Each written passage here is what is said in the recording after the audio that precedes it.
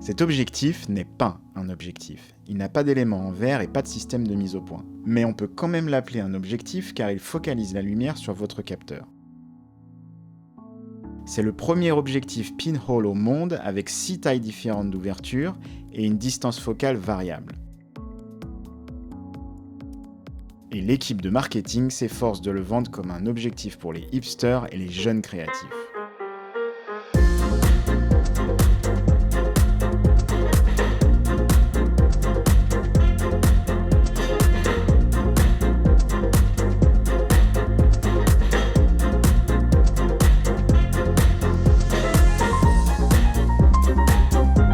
Selon la campagne Kickstarter, l'objectif recrée l'aspect de vieille photo avec votre appareil photo numérique.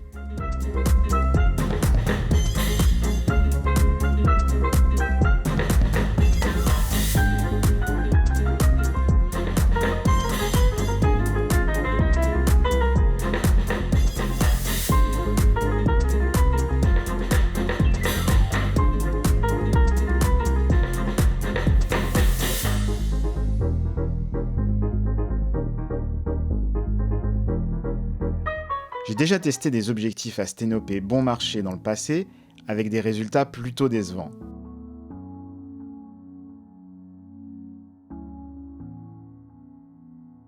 Avec un prix hallucinant de 430 €, cet objectif devrait fournir des images totalement étonnantes et faire vraiment une différence avec les autres objectifs à sténopée.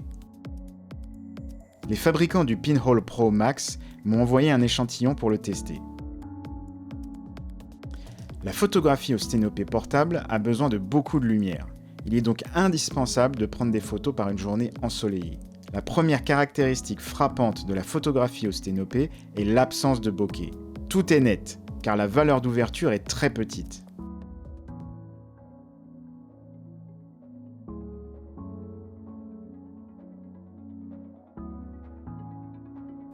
Des couleurs ternes et un manque général de netteté sont également très visibles.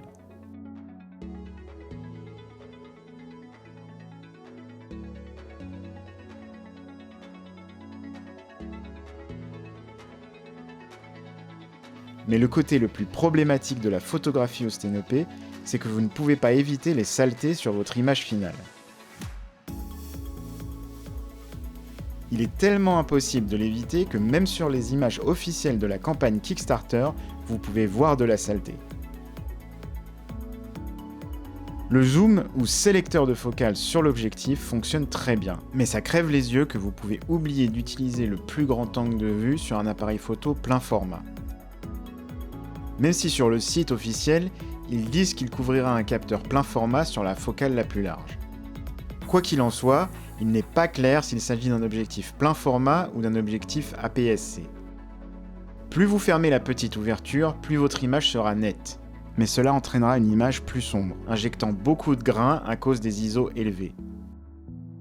Alors que faire lorsqu'on a des ISO très élevés et beaucoup de grains ?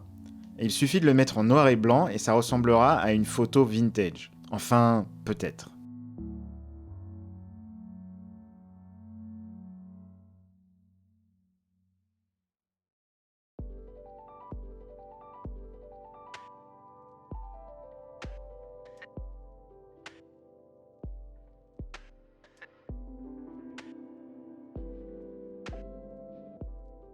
Testons l'appareil à toutes les ouvertures.